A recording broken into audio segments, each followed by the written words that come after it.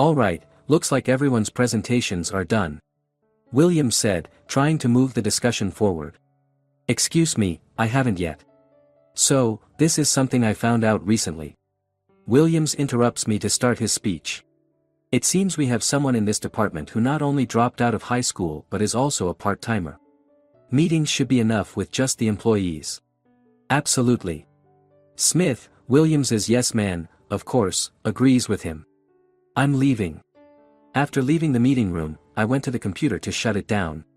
Suddenly, I noticed an email had arrived at the company-wide shared email address, not just for me. Figuring nobody would listen to me anyway, I silently went home. The next day, a loud noise could be heard from the director's seat. He was staring at the computer screen, pale-faced. "Director, what's wrong?" Smith leaned in to look at the screen together with Williams. And turned even paler. Why are they so angry? Knowing the reason for Smith's distress, I muttered to myself that it was self-inflicted. My name is Sam. My mother passed away when I was in my junior year of middle school, and I was raised by my father. Well, it might be a stretch to say I was raised.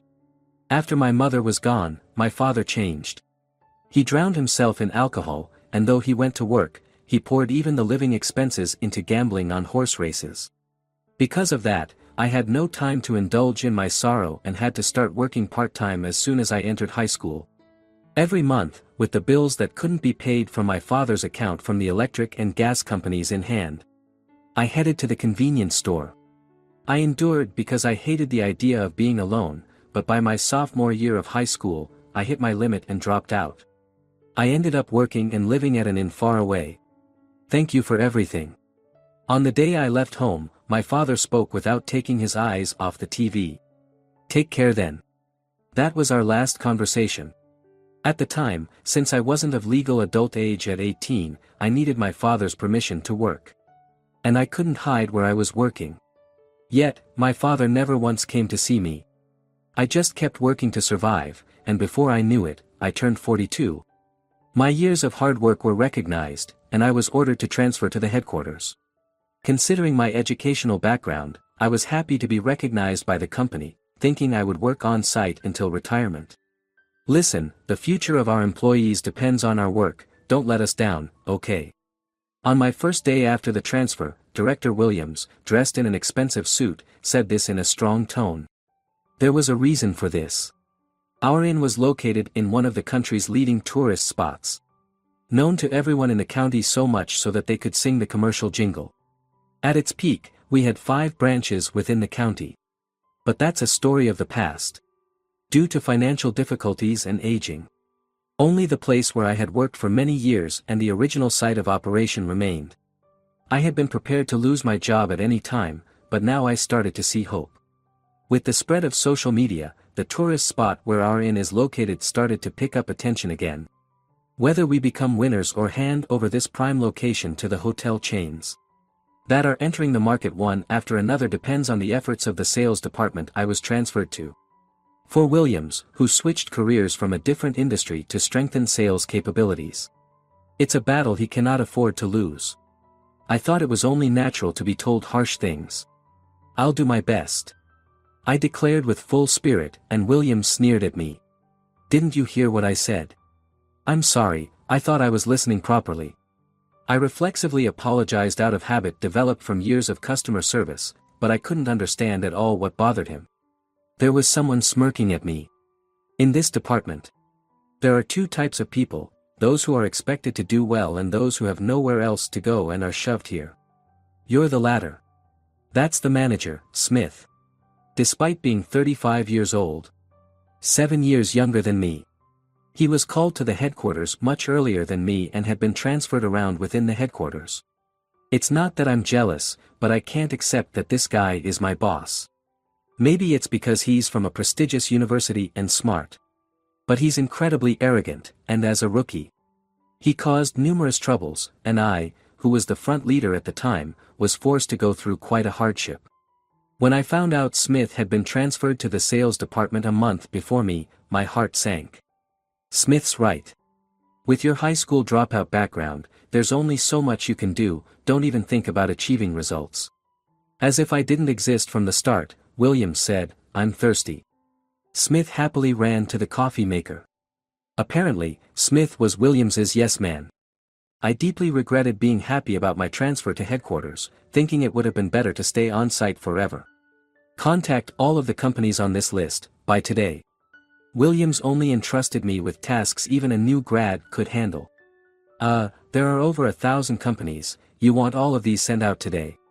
That's right, if you and your buddies split it up, even the ones with nowhere else to go should be able to finish by today. I glanced at the employees typing emotionlessly on their keyboards.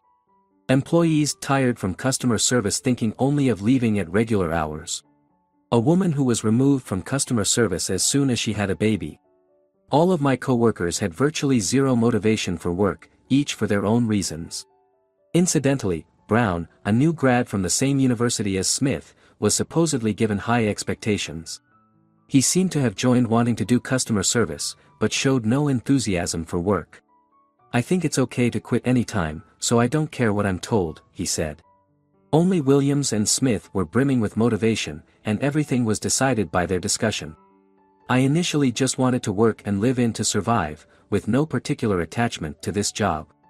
Feeling I had no right to criticize them, I swallowed everything I wanted to say.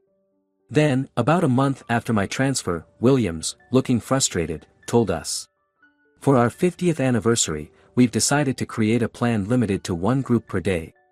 It was supposed to be just Smith and me thinking about it, but the president insists on hearing everyone's opinion. "So, I'm giving you guys a chance." As Williams explained, Smith started distributing the printouts. "Make sure you come up with something good, so you don't embarrass the director. If it's half-baked, I'll make you resubmit it." It seems the president had handwritten something, which was then copied, with several questions followed by a space for free answers. Understanding that Williams had to ask for our opinions since all of them needed to be passed to the president, I was convinced. We were given a week to think, and a meeting was held to consolidate our ideas. The plan I'm thinking of will let guests fully enjoy both traditional and modern Japan. Williams was the first to start his presentation. A visit to a nearby long-established Japanese confectionery shop to watch artisans make sweets right before your eyes. Welcome drinks of bottled high-grade green tea. Indeed, Williams's plan was attractive. After finishing his presentation, Williams led us present in the order we were seated. Just as I was about to stand up. "All right, looks like everyone's presentations are done. Excuse me, but I haven't yet. So about something I found out recently." Williams interrupts me to start talking. "It seems we have someone in this department who not only dropped out of high school but also started as a part-timer. Probably me. I joined as a part-timer and was made a full-time employee when I turned 20. It was 20 years ago, so Williams and Smith probably didn't have the chance to know about it until recently. Meetings should be enough with just the employees." "Absolutely." After that, Williams, perhaps to show off to me, created several situations to ask for everyone's opinion but never gave me the chance to speak. Unexpectedly, the meeting heated up and went overtime. A few people asked to leave, and the conversation continued with the few who remained. Still here, normally, you'd leave after that flow. I had no attachment to this job initially, but after receiving kind words from the guests, I started wanting to please them more. For me, who has no other place to go, the inn is my home, and serving guests is my life's purpose. I feel ashamed of myself now. I'm leaving. After leaving the meeting room, I went to my computer to shut it down. Suddenly, I noticed an email had arrived at the company-wide shared email address, not just for me. Figuring nobody would listen to me anyway, I silently went home. The next day, as I was preparing to contact companies as instructed the day before, I heard a loud noise from the director's seat. He seemed to have stood up so hastily that he hit his knee against the desk. Staring at the computer screen, his face was pale. "Director, what happened?" Thinking he had to be the first to rush over, Smith, still in his coat, went to Williams. He leaned in to look at the screen together. And turned even paler than Williams. "Why are they so angry? Who's in charge of this account?" Asked by an unusually irritated Williams, Smith answered without checking. "Maybe it's Brown. Brown had a training session for new graduates in the morning and wasn't present." Williams, giving up on being angry, returned his gaze to the screen. What they were looking at was an email received just after closing time yesterday. It seems none of us checked it before leaving yesterday. The sender was a major corporation that uses RN for their annual employee trips. The company's president and executives also use it frequently for personal visits.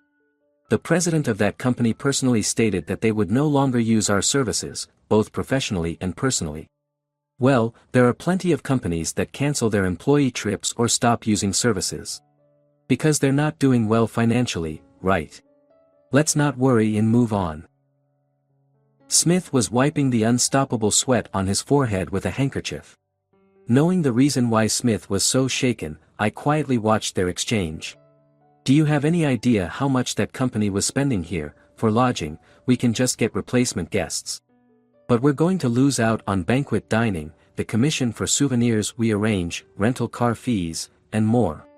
Incidentally, the souvenirs were from the traditional Japanese confectionery shop Williams planned to cooperate with for his proposal. If it became known that we incurred a significant loss at such a crucial time, it could endanger our positions within the company. Perhaps realizing he needed to calm down, Williams took a deep breath right there. All right, Smith, go to New York right now and apologize to the president. You're coming with me, right, Director?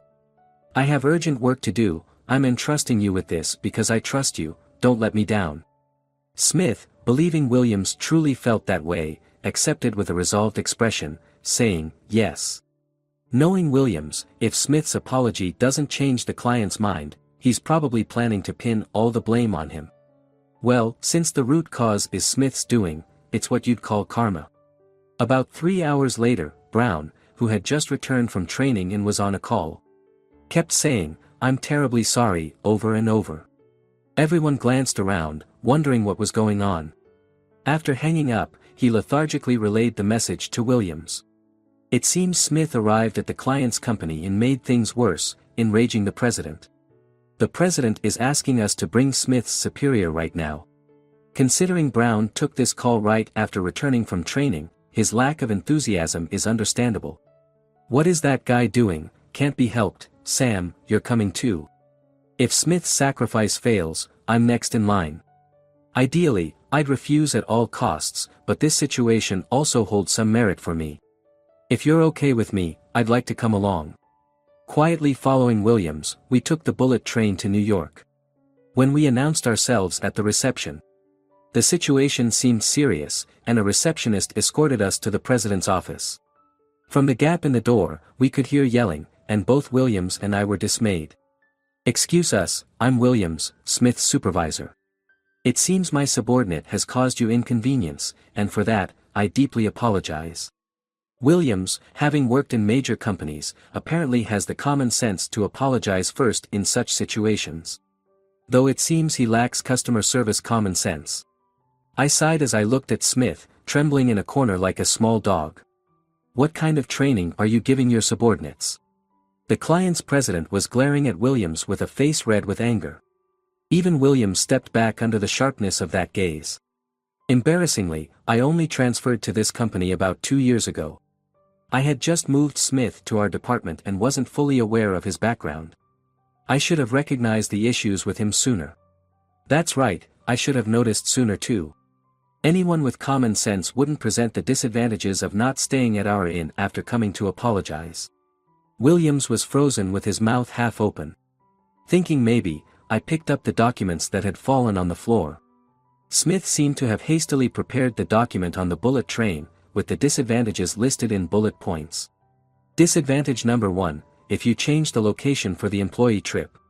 It could be suspected as a cost-cutting measure and negatively impact how employees view you. As I read it out somewhat amused, Williams snatched the documents from my hand, checking the content with a demonic expression. Among the pile of documents was a receipt from a nearby convenience store's copier. Making me worry if he hadn't shown that receipt as well. What do you think he said when I asked what kind of nerve he had? I'm very sorry. He must have thought apologizing was the only option given the dire situation. Williams spoke an apology in the smallest voice I've ever heard from him. I graduated from Tokyo University, I'm smart, so I don't think I said anything wrong. Smith, what have you done? The shock was so great that Williams forgot he was trying to blame Smith. And despite being in front of the client's president, he raised his voice. "I didn't do anything wrong. You still say that? Look at him." With trembling hands, Smith pointed at me. "I made it to headquarters in my 20s. Now I'm the sales department manager. And yet, this guy only got to headquarters at 42.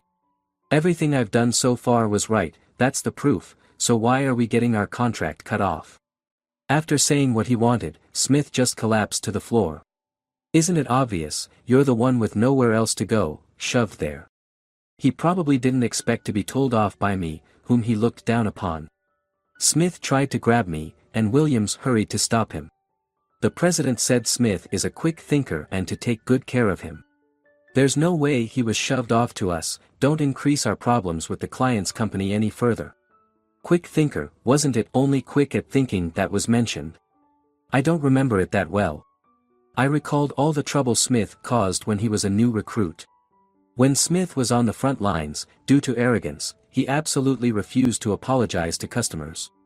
Customer service, especially our job, doesn't work alone. There are good and bad sides to it.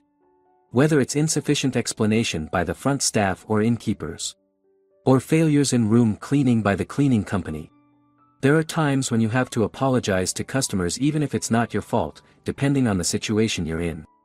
Smith, in such situations, stubbornly refused to utter words of apology because he believed he was not at fault. Because of that, he frequently angered customers, and I, who was the front leader at the time, often had to apologize in his place. Causing complaints and hindering work when placed on the front line, that's why Smith was moved to headquarters so early. Before transferring to the sales department. He was in a department where he didn't directly deal with customers, where his quick thinking seemed to work well. But it looks like his shortcomings are starting to show. For corporate bookings, the person handling the sales is supposed to enter them into the system. But just from a quick check yesterday, there were over 10 items not entered for the client's booking. Didn't the handover document specify what to prepare and how? Why didn't you enter it into the system? Why do I have to give them such special treatment, assign rooms close to the banquet hall? Set all dishes in the banquet hall beforehand, specify the brand of Japanese alcohol. It's too much to ask. That's why he always upsets the customers, I thought, my head aching. Assigning rooms near the banquet hall is also for our benefit. It aligns the timing for setting futons and serving breakfast the next day, making it easier for the innkeepers to move around. The remaining 2 were suggestions by the president to reduce our workload. I didn't know that. Williams finally seemed to realize that Smith was the one who had upset the client in the first place. What did you say to them? I only informed them we would not provide special treatment anymore. It's not right to expend effort on useless things that don't make money. I was utterly dismayed at his lack of understanding of customer service. Of course, we shouldn't comply with unreasonable demands. But by continuing to provide services that our customers appreciated and remembered, we make their time with us more enjoyable, creating good memories. If they have a good experience, they're likely to stay with us again, that's part of our job, to lead to the next opportunity. I looked down at Smith, who was sitting on the floor. There's nothing we do without purpose in our job. The president probably transferred Smith to the sales department thinking it was about time he realized that. I wonder what he thinks of you now, failing to meet those expectations. Smith, tears welling up in his eyes, fled the president's office as if escaping. I couldn't help but marvel at his refusal to apologize even then. It's tough for you, isn't it, Sam? It's okay, we're all employees of the same company. I'm really sorry for this disrespectful situation, despite your always being so considerate. If it weren't for you, Sam, I truly would have never stayed again. I heard you were moving to the sales department, and I thought if you handled it, I'd reconsider. Williams's face twitched as he saw us talking amicably. Do you two know each other? Sam's service is exceptional, I had requested that he be in charge whenever possible. Normally, we don't accept nominations, but we made exceptions for the president due to our gratitude, adjusting shifts accordingly. Just before the transfer, he stayed personally and I mentioned in passing, I'm moving to the sales department soon. The thought of how much worse it could have been if I hadn't told him then sends shivers down my spine. I look forward to working with you in the future. I'll be waiting. On the ride back on the bullet train, Williams awkwardly offered me a can of beer. It's still working hours, after all. Of course, I'm not going to forgive him with just one beer. If things continue this way, Williams might push everything onto Smith and avoid any demotion or punishment. Just when I was thinking what to do, an unbelievable fact came to light. Director, the bottles of tea for the plan have arrived. Handing over the tea with a custom label to Williams, he places it on his desk with satisfaction. Isn't it good? How, it's a plastic bottle, not the kind of bottle I was expecting. I had assumed we would be using bottled tea, which has become popular as a gift item in recent years. But when the prototype arrived, it turned out to be just ordinary tea in a plastic bottle. With only the label carrying the inn's name, making it seem original. Upon inquiry, it was discovered that a large sum of money was supposed to be paid to the tea manufacturer. Isn't that the price of bottled tea? Does one plastic bottle cost $100? The tea inside was specially blended for us, that's the fee for it. Wouldn't it be better to ask another tea manufacturer then, or is there a reason it has to be this company? Williams continued making excuses, so I showed him the printed email. I just told the president that we uncovered illicit financial transactions, and the tea company's president confessed. He said he was your high school classmate and planned to split the extra money with you. That guy has always been too dumb, why would he confess? You might want to worry about yourself instead, this could become a police matter if handled poorly. In front of a stunned Williams, I opened the cap of the plastic bottle. Why don't you drink this tea to calm down? Tea is supposed to have a relaxing effect. Williams gulped down the contents of the plastic bottle like a madman. Within a few days, the punishments for the two were decided. Smith was relegated to work in general affairs, with no chance of transfer or promotion, as decreed by the president. As for Williams, since no payment had actually been made to the tea company yet, he narrowly avoided a police case. Instead, he was encouraged to leave the company, and to avoid further trouble, he submitted his resignation. Rumors say he's having difficulty finding re-employment due to the connections between HR departments spreading the information. Just the absence of those two was a relief, but something unexpected happened in the sales department.